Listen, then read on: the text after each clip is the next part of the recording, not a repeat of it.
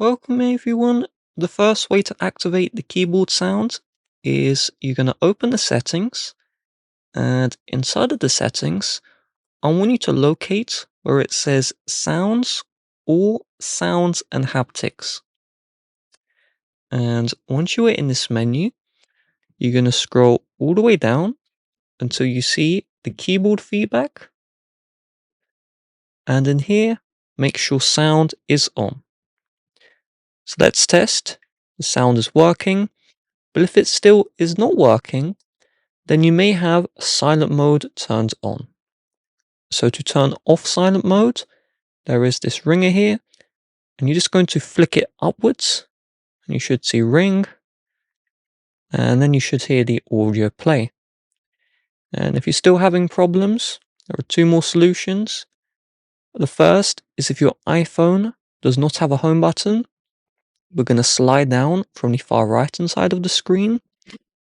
If your iPhone has a home button, you're going to slide up from the bottom, and you just need to make sure if the sound is off, you just swipe here to turn it on. On the newer iPhones, there is no ringer switch, so you'll need to tap on the bell icon that you'll see in the control center here.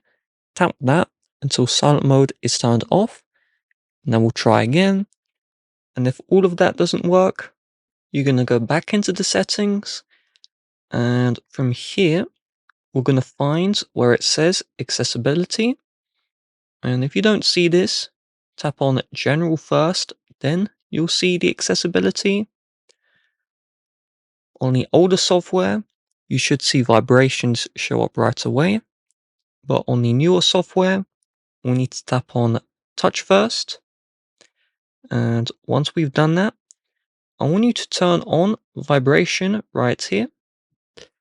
And once you've done all of those fixes, the audio on the keyboard should be showing up again. With that being said, if you'd like to help support the channel, please do check the description. Bye bye.